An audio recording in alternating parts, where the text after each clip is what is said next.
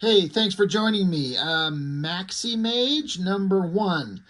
I just got this comic book in the mail yesterday. I have seen this ad inside all those old Extreme Studios books for years. Like you'd flip one of them open, and I swear I saw this ad in the front or in the back, and I was always curious.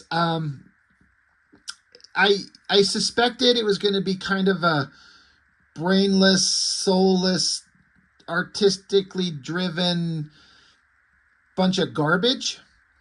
And as it turns out, that's exactly what it is. It was 100%. It's everything that I thought that it would be. When I found this online, somebody commented something to the effect of that it's one of the worst first issues or one of the most boring comics I'll ever read. Boy, they were not kidding. This thing sucks shit. It's unbelievable how bad it is. It just feels like, it says inside story by Liefeld, and then hands it over to give somebody else the opportunity to write the story. Yeah, story's Liefeld, but script is Eric Stevenson. So, and I believe it was 95. Yeah, December of 95. I swear back at the peak of the Image Comics thing, when Extreme Studios, Liefeld, and everything that he was doing, they were pumping out a million books, it seems.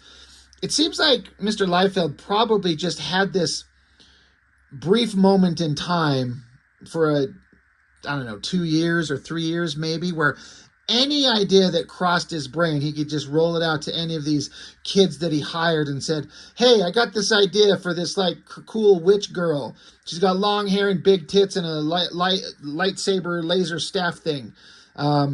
It's going to be magical. It's going to be awesome. So who wants that one? And he probably just sits down and just barks out a couple ideas and then says, go make it. It's like any idea he gets in his head, he gets to see it made. I got to imagine there's at least some truth to that. Like, that's just me guessing, but for something like this to exist, I can't believe how dumb it is. And most of the time, with a lot of these books that would come out, oftentimes, even amongst the ones that are really kind of bad, I can see the idea that is interesting. Your Youngbloods or your Brigades or your Blood Strikes. I can see, like, all right, I get the point. I think there is an idea there that's worth, maybe not worth, but, you could turn it into something. But having read this thing, I'm like, there's nothing here. It's really bad. I do have to give it up to Mr. Liefeld for the cover. It's got everything that's ridiculous about his art, but it still somehow is eye-catching and kind of awesome. And I know that, that flies in the face of some people's opinion. Like, I could hear him saying how it's so ridiculous. It's so bad. Like, what's with her weird, ridiculous, unnatural pose and that giant hair and the giant tits and the weird anatomy and the long legs? Like, I get it, but it's impactful. Like, you look at it and it makes me, like, I'm like, it always struck me whenever I would see the ad, this cover in a book. I always saw it and I was like, I want to know what's in there. And the kind of like awesome vibe that you're kind of sort of getting from this cover, it does not exist inside this book at all. It's one of the most poorly executed issue ones I've ever read, ever. As I think about it, it might be the worst issue one I've ever read. You have to introduce a character, you have to introduce who they are, what they're like, what are their motivations, what's their kind of standing in existence, do they have powers or abilities or not, and if not, you have to usually get them their abilities and establish what the conflict's going to be. And just, issue one's got to be hard to do. There's a lot you have to achieve in very limited space, but you can't just have a bunch of fighting, you can't just have a bunch of talking. Or at least if you do, you better be really good at what you're doing. And some people can pull it off. But anyway, I do have to say I like the cover. The ridiculous giant hair, the stern look staring us right in the face. She's daring you to not look at her big hot knockers with nipples sticking out. I got to say, I like the coloring. It's a little bit overdone, but I kind of dig it. I kind of am okay with the cover. And when we flip open the book, you have seen the best thing you will see about this book, but not the most interesting thing. So MAXIMAGE, story, Rob Liefeld, script, Eric Stevenson. Now this is the part that caught me off guard. It says penciler, Fabio Laguna. Who recognizes that name? I stopped and I was like, I know that name. And I had to think about it for a second, so I went online and had to confirm. There was an issue of Wolverine, maybe 2 issues, crossing over with Deadpool, where there was this artist, Fabio Laguna, and he copied every drawing that he did in that book from what anybody can tell. Looks like mostly from Jim Lee X-Men and Wildcat stuff. It's ridiculous. It's kind of infamous. I think the cartoonist kayfabe guys definitely did a video on it, and they were very specific to say, we're not here to shit on the guy. We're not advocating for anybody to go find him and start yelling at him because he obviously, so very obviously copied Jim Lee X-Men Wildcat stuff, like almost to the point of like tracing. It was insane how egregious it was, but who knows the situation? Who knows the scenario? Maybe it was a rush job. Maybe Marvel handed him the book and said, draw it now and make it look like Jim Lee. Who knows? But it was interesting to see him listed as penciler because I didn't know he drew anything else. His art style is nothing like the Jim Lee ripoff style that he used to do. Now it's more like a cartoony kind of like trying to ape like a J. Scott Campbell sort of thing.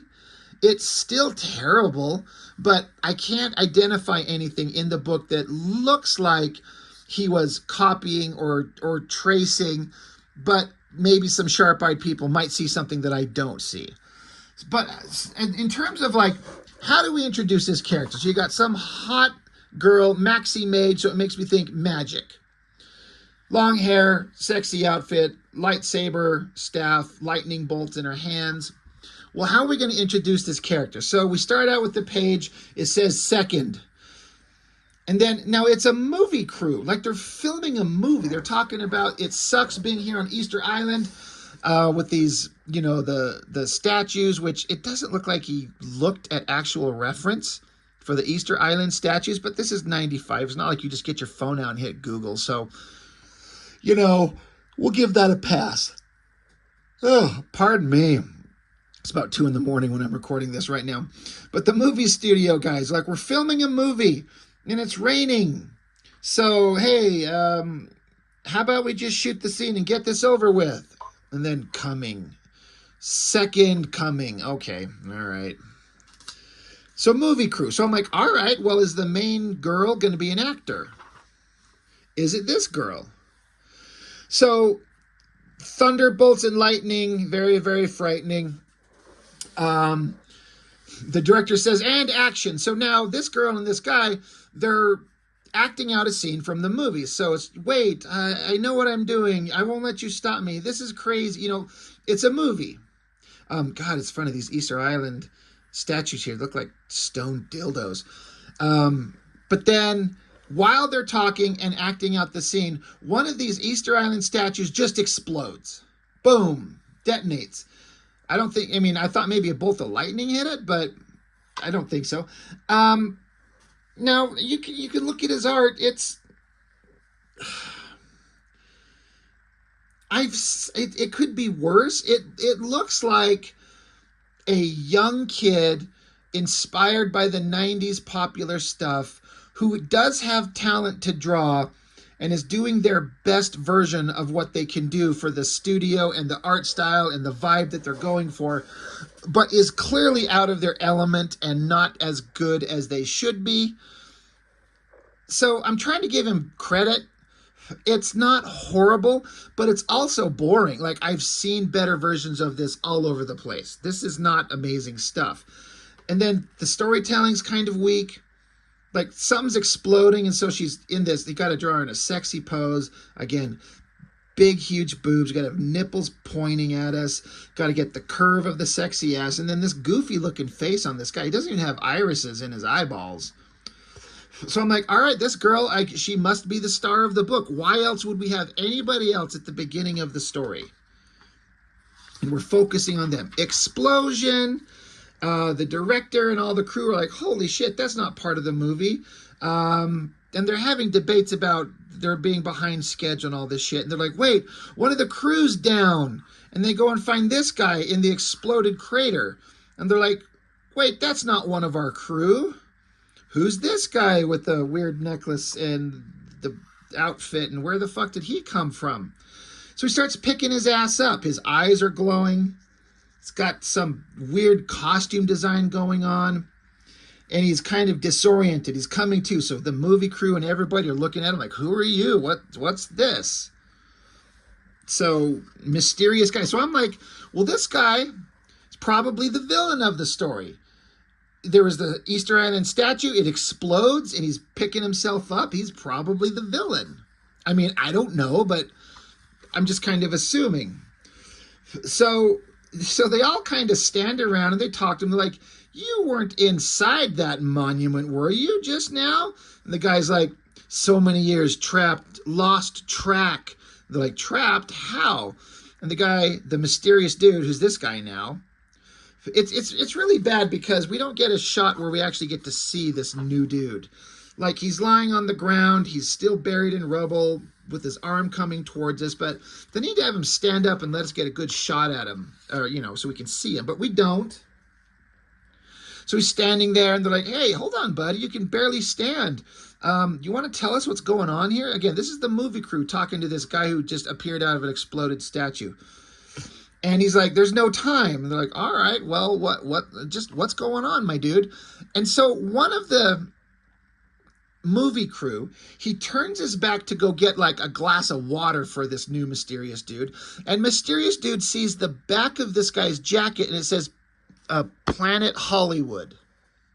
And he's like, there, that's where I have to go. And they're like, you have to go to Planet Hollywood? So he like floats his ass in the air and takes off into the sky and he's gone. Okay. I'm just trying to imagine Liefeld writing this. He's like, okay, there's a movie studio crew. They're filming a movie on Easter Island. One of the statues blows up, and a mysterious, magical guy, good guy, villain, who knows, he talks with the movie crew, and when he sees the back of their Planet Hollywood jacket, that triggers something in his mind. He knows where he needs to go now, so he takes off. That's the opening scene. Like, really? None of this fucking shit needed to be in here. It just needed to start with the image of the island, the statue, and it erupts and explodes and has this new guy sitting there and have him have some like inner monologue, or he speaks out loud. I've been lost in time. I've lost track. There's important things to do. I must go. And he takes off. This could have been 1 page, 2 pages, but we've wasted all this time with the fucking movie crew. But again, was the female actress the star of the show? Well, we get over to, the movie crew. They keep talking like, I don't know what that was, but that was a really weird guy. And if he's going to Hollywood, he's going to fit in because there's a bunch of weirdos there. Anyway, now we're in Hollywood and we're at it looks like some dilapidated, empty street. Like there's no people. Again, this is a new artist trying his best. And he, probably has like a basic rudimentary understanding of 1-point perspective. So he's drawing some buildings, but there's no people, there's no cars, there's no life, there's no street lights. It feels like a dead ghost town. And so this girl is in here talking to this shopkeep, and this shopkeep's got some really weird way of speaking. Says, I just imagine if there were no paper bills, I would not ever have to make the change again. So he's talking about he doesn't want paper money. He just wants where he doesn't have to like break bills down, which is what this girl's here to do. She's like, there is paper money and I need change. So she's like, here, I have a $20 bill. Could you break this into smaller bills for me? He's like, oh, certainly. I must apologize. And she's like, wait, you only gave me a 10. She's supposed to give him a 20, but he only got a 10, but he already handed over the cash in chains that he was given to her. So she takes off and runs. So he now, I guess this was the shopkeep running outside of his shop, whatever it is. It doesn't even like have a sign saying what it is or anything in the window. It's just like an apartment complex. So I'm like, what are we looking at? It's because like, gone, I cursed that girl, the devil, she stole from me. So this girl, she stole money. I'm like, well, who's this girl? Who was the girl at the front? With the movie crew. Now this girl, she's lying to a guy and stealing money from him. So she goes running down an alleyway, probably gonna get unlucky and trip over Spawn's crying ass. But he runs into what looks like a bunch of like meth heads or crack addicts or something. And she says, she comes yelling like, hey guys, I got the money. And so guy here, he's like, too bad you couldn't have picked up some common sense along with it. What are you screaming like that for, girl? She's like, sorry, I just got excited. So this girl's like, well, too excited, but we'll overlook it this time. How much you get? G-I-T. How much you get? She's like, 30. And they're like, 30? We told you 40. So they beat the fuck out of her, and they leave her lying in the rubble and walk off laughing. So now, girl who stole money and got her ass beat and is lying in Spawn alleyway in rubble, she's like, well, that was really stupid. I should have just taken the money for myself. I should have, oh my God, this is crazy. I've got a, stomach hurts too much to walk. Like, what? What does she mean her stomach hurts too much to walk? Like, it didn't look like she got punched in the stomach. I don't get it, but I'm suddenly like, is this girl the star of the comic? Is this girl the MAXIMAGE? So I'm like, again, why are we wasting fucking time at the beginning with the actors? I thought this would be the star of the show. This whole scene was just to introduce mysterious character. But now we got girl in alleyway, bright flash of light. She tries to go hide behind a garbage can. And while she's hiding behind the trash, she hears a voice, says, you cannot conceal yourself from me, child. She's like, oh my God, don't let this weirdo find me, please. Coloring's kind of nice in the book. I'll give it to the coloring. So now here's mysterious guy from the exploded Easter Island thing. He's like, show yourself now. So she gets levitated in the air. She says, what do you think you're doing, you fucking freak? Put me down. Put me, hey. So I guess he gestures to have her float closer to him. And he looks at her close and says, yes, you are the one. She's like, yeah, whatever. That's literally the dialogue. Yeah, whatever. And then she spits in his face. He says, foolish child, you have much to learn. So then she gets levitated in the air even more. Lightning bolts crackle around her. She explodes in a ball of light. She says, stop, I'll do whatever you want. I'll suck your dick. Just let me go. Please. So if you have any kind of sense of where this story is going, I'm like, you've got to be kidding me. This girl who stole from people and is living in the alleyways with a bunch of crack addicts and got her ass beat. Magic weird guy shows up and he's like, you're the one, crackles energy around her. And we get a double page spread where she's dressed up as Skankosaurus. She's in the MAXIMAGE outfit with the, the tits with the nipples pointing out and the open areas of the costume to show a lot of skin. She's got a cape, and she's like, what is going on here? This is the introduction of the heroic character. Now, I get the basic concept. Unknown, unwilling, I don't even know the fucking words. This character who doesn't know anything about their own life, living a shit existence, actually has a greater destiny. They're being called to a greater destiny. That's the concept, right? We've seen it a million times. That's what we're looking at here. But this execution is just like homeless garbage girl is now super hot mega babe. Like, okay.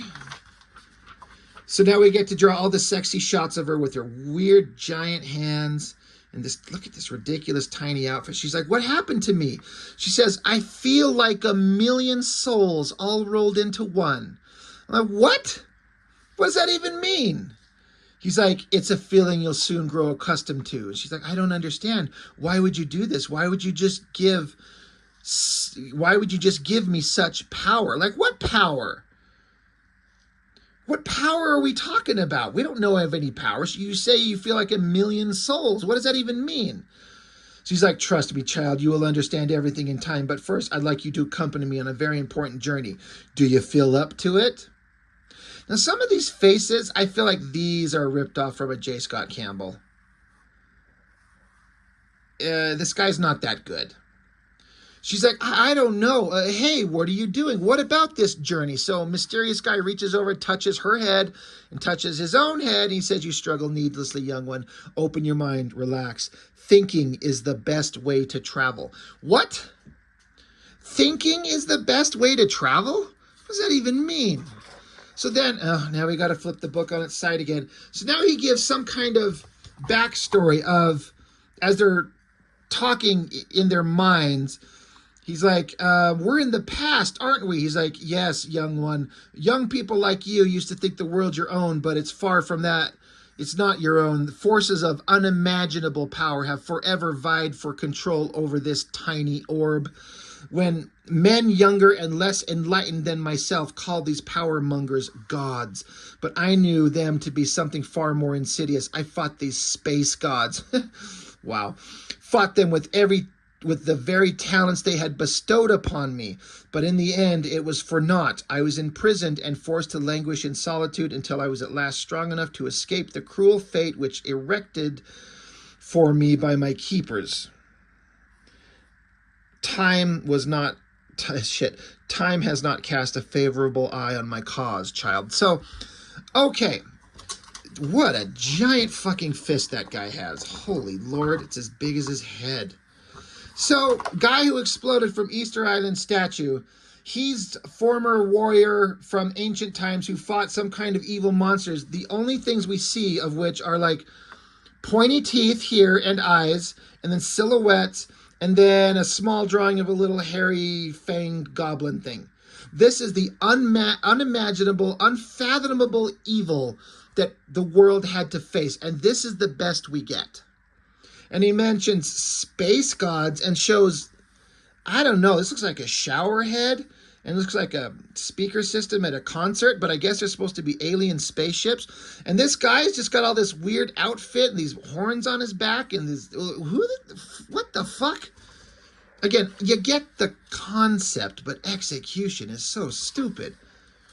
So I guess he's here to bestow his abilities, powers, his cause onto her. He's Obi-Wan and she's Luke Skywalker. So we get hot girl silhouette for some reason. And it says, the earth is without its MAXIMAGE. And so suddenly she's like, hey, we're back, but I don't get it. Why tell me all of this? It's not like I can do anything about this MAXIMAGE of yours. And he's like, but you can. It's your birthright. Don't you see? You are the earth's new MAXIMAGE. She's like, no, there must be some mistake. And I'm nobody. I'm nothing. Why would you even think I would want to take this kind of responsibility? He says, you have no choice. Destiny does not ask of those who do its bidding. She says, but I don't think I'm really prepared for this career change, from stealing money for crack addicts and back alleyways. So I guess now they float up the alley. He says, when are we ever prepared for the hurdles life places in our way? I certainly never expected to become what I am now, this ancient. She says, well, you are kind of old. Hey, wait, where are you going? I can't. Oh my gosh, I can. I'm flying just like you. And he says, so you are. Now look. And she says, look at what? This face looks very familiar. I feel like that's ripped off from something. So does this one. I like the coloring. Coloring looks good. But he's like, look and see what we have to face. Again, this face feels ripped off. All of these do. She says, I don't see anything. And he says, you're not looking properly. You have a whole new set of senses. Use them. And with a wide eye, she's like, oh my God, you're right. I can see everything. But these ships, what are they? He says, think back to your journey through time, child. Remember, they are the keep, the space gods I fought to protect Earth from so long ago. They have returned, and it is up to you to stop them. Next issue, Extreme Destroyer. I'm like, you what? That's where it ends? Nothing happened in this fucking comic outside of homeless crack addict girl gets powers from mysterious statue guy. All of that could have been done in half the space of this entire book, and then you could spend the rest of the pages exploring her character, being shocked at what happened, have her explore her abilities and not knowing how to use them. You know, she's got magic, and maybe she tries to, you know, turn her cat into a dog, and she explodes it into a ball of bloody spots. Anything. There's a million things you could have done, but they wasted so much fucking time. And the story's not that interesting. It's not that interesting anyway.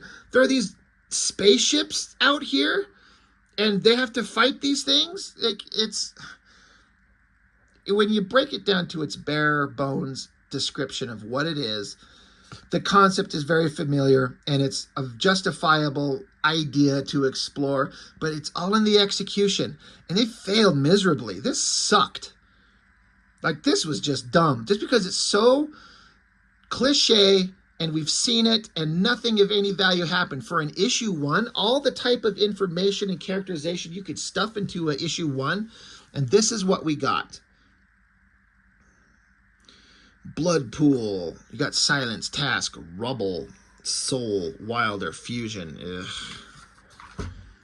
You got Glory with Mike Diodato using reference to draw a hot girl about ready to finger herself. Calm down, guys. Spawn Chapel in Chapel number 5. I don't know if that ever happened. Art by Calvin Irving. I know he passed away. I don't know how far he got into that. I don't know if that ever got drawn. I said it before. I say it every time I see this ad. Prophet Evangeline. This piece of art, the drawing, the pose, the styles, the costumes, the coloring, I actually really like it. I dig it. I mean, you can bust my balls for it all you want, but I do. Yeah, next issue, Lethal, or another, another book, Lethal, number 1, and The Shepherd is Coming, because they have a big Extreme Destroyer. And so it's this massive crossover that's going to happen in the books. And part 2 of Extreme Destroyer is issue 2 of MAXIMAGE. Like, we haven't even got introduced to the character at all, and they're already crossing the book over to this major crossover right here. It's so dumb. I actually think I might have, I have some of these books. I have a collection, but it might be Extreme Sacrifice that I have, and not Extreme Destroyer. They were just doing anything they wanted. Black versus white versus yellow versus red versus you. Hate is an ugly thing. The race war begins at Youngblood number 5. No, it didn't. It absolutely did not. There was no Youngblood number 5. Liefeld did 1 through 4, and then he didn't finish up the original miniseries, so he handed it off to Chap Yap. So Youngblood number 5 is just finishing the story to the original Youngblood miniseries. So there is the Youngblood number 5 is Chap finishing that story, and then it just goes on to issue 6, and this whole thing doesn't exist. And then Maximum Studios doing Battlestar Galactica. Please make me puke. Anyway, this book sucks. In my opinion, if you like it, fantastic. I hope you do. I hope you love it. But this is just dumb. I like that cover, though. I like it. What can I say? That's all I got for now. Thanks for watching. See you next time.